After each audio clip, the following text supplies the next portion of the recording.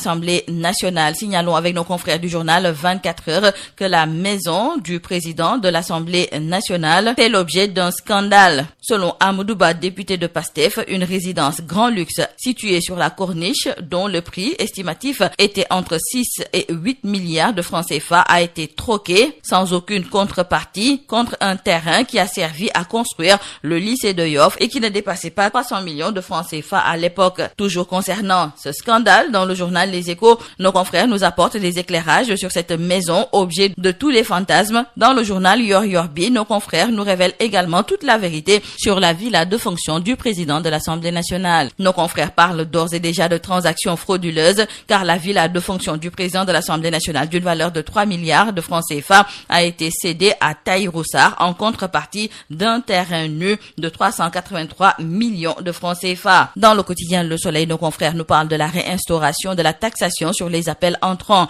Lors de la déclaration de politique générale du Premier ministre Ousmane Sonko, ce dernier a affirmé la volonté de l'État de réinstaurer la taxation sur les appels téléphoniques entrants. Pour nos confrères, cela fait partie du plan concocté pour augmenter significativement les recettes fiscales. Il est attendu, selon le Premier ministre, un gain de 50 milliards de francs CFA par an. Cependant, nos confrères reviennent sur les enjeux et la faisabilité d'une telle politique fiscale. Quel est le potentiel fiscal réel? Comment aborder cette politique dans un contexte de développement des GAFAM? Autant de questions que se posent nos confrères qui ont interrogé des experts. Et selon l'un d'entre eux, Dr Amsatou Meng en l'occurrence, ingénieur en télécommunications, la taxation des appels entrants est une problématique qui mérite une analyse plus poussée. Terminons par nos confrères du quotidien LAS qui nous font savoir que Mamadou Diagne-Ndiaye a apporté des éclaircissements sur l'organisation des Jeux Olympiques de la jeunesse Dakar 2026, surtout après la sortie de l'ancien maire de Dakar, Barthélémy Diaz,